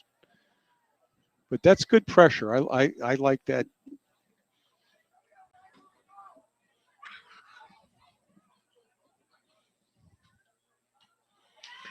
Bedford first to the ball again off the goal kick. That, I think, is so important. In the beginning of the game, we were not doing that. If my memory serves me correct. Bedford throw in. Come on, Bulldogs. Keep it up. Chipped in towards the middle. Lana's down there, I believe. And it is headed by her out of bounds for a goal kick.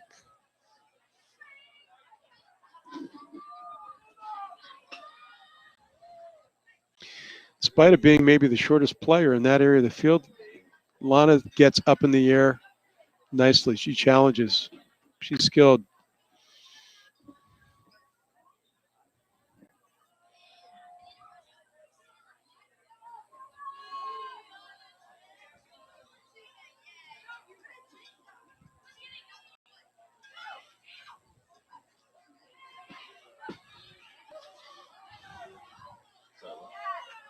Defender played it. The Exeter defender looks a little beat up, a little sore, limping somewhat, getting back up. See if that affects her.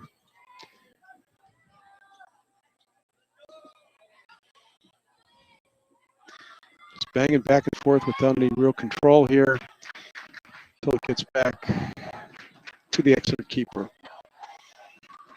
He's going to punt it. 35, 40 yards. Headed back. Bedford defender. Nice ball. And here we go. Here we go. Let's get some touches. Ball chipped down towards the corner.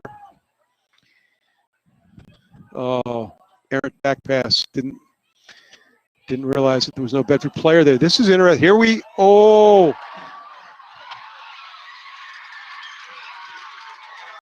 boy. That was amazing. Got to say that with the way the Exeter player, goalkeeper, that she was lucky to end up with the ball. Nice shoulder tackle. Oh no. Wide open Exeter player on the left. Totally unmarked with a shot, and it's not in. Wow. Some heavy contact between the Exeter forward and our keeper, Grace. Like Grace got the worst of it. I think they're signaling for the coach, trainer to come onto the field. Clock is stopped with 6:23 left.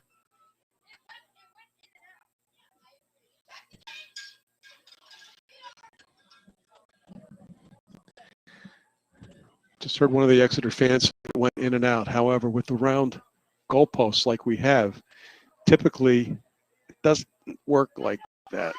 It's physics. I don't want to be the one to tell her because she's right down below me, but the referee was in pretty darn good position. Couldn't be on the goal line. If we had a three-man system here, or three-ref system, there would have been or should have been a linesperson on the goal line to make that call. And my guess is the flag would not have gone up because it clearly looked like it hit the goalpost and bounced down, and I could see where it bounced, and it did bounce out on the field of play, not behind the goal line.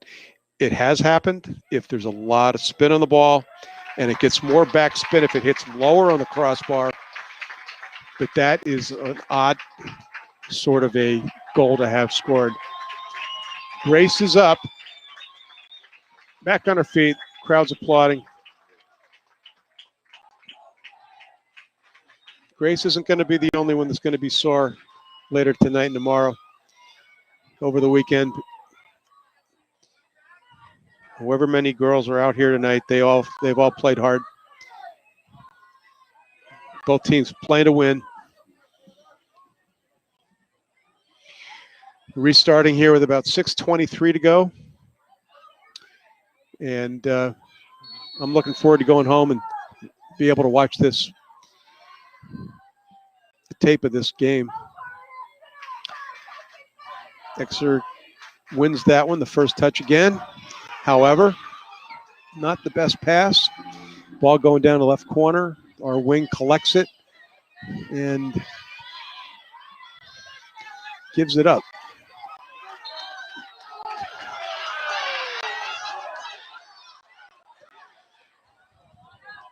Official gives Bedford the throw in, which I'm not going to argue about. It was a difficult call. the way that the ball was played. Throw in, hit to the middle, and drops. The ball sat there for just a moment. No one was in position to strike it for either team, and eventually it's kind of floated back to the midfielder who did the best she could. Gave it a whack. Fortunately wide. Goal kick. First touch, even not maybe where she wanted it to go. I like it. Got to win the first touches.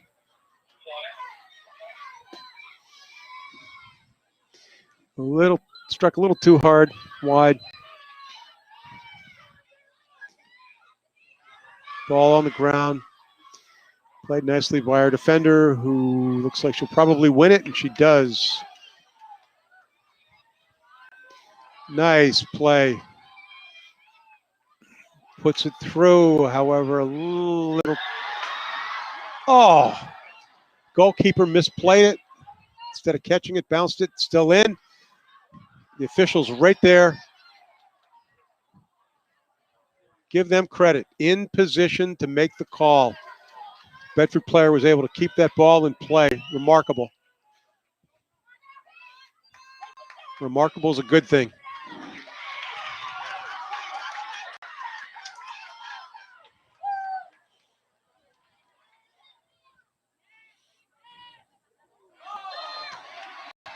Yeah. Foul by one of the Bedford girls, giving Exeter a free kick, and however was short from where she was trying to place the ball, and after a misplay, the ball goes out of bounds. Bedford throw in again.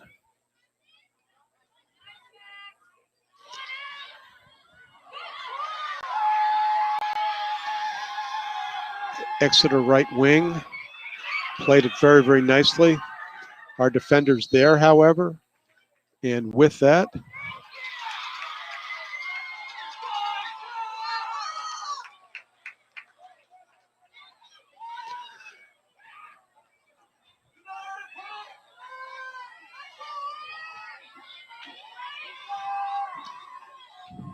I honestly did not see foul or obstruction,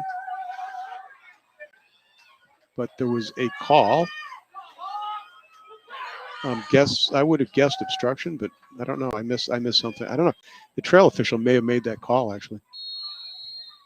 It's a direct kick for Exeter, and it's a nice ball up near the corner. Punched out. Oh, punched out by Grace to a Exeter forward.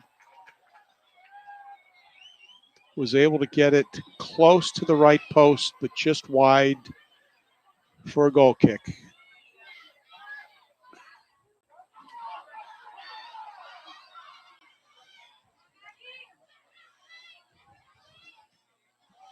Nice long ball. We've got two young ladies up there.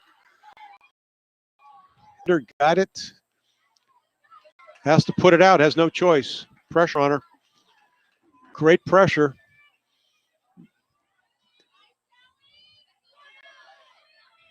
Exeter played it back, but not to anyone. One of our backs plays it forward. Up, long ball to the keeper. This time plays it cleanly.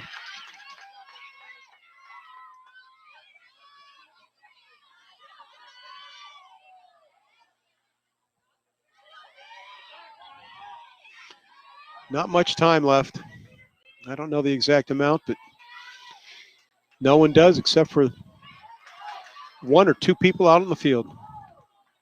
Well, I believe he signaled to the coaches the amount of time that was left, whether it's 1 minute or 2 minutes typically.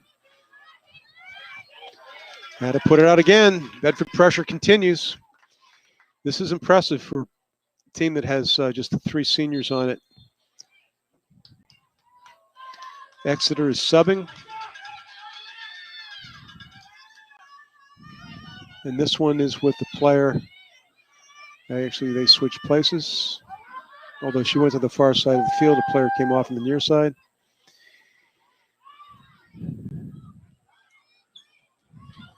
Bedford's got control, continues with the control. It's going to be hit in towards the middle, but deflects, stopped, pass back. Nice back pass, but couldn't get a good foot on the ball. First touch. And now, oh boy, offside. I'm not surprised, although I didn't actually see it. It kind of made sense that she was a little too wide open. Fullbacks played that nicely, pulled up on her.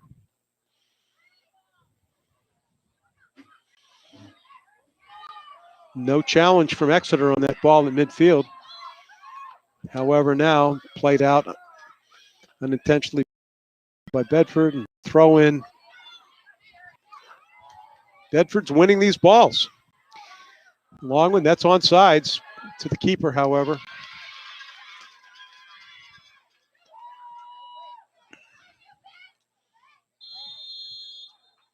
Long punt to midfield, which coincides with the whistle and the end of the match.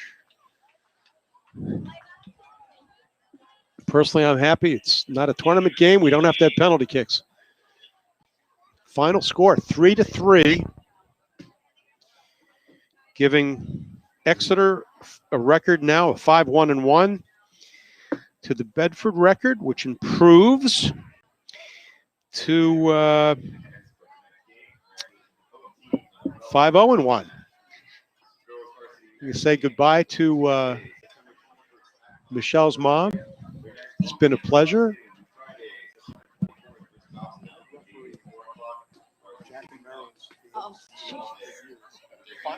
Finals. Oh my God.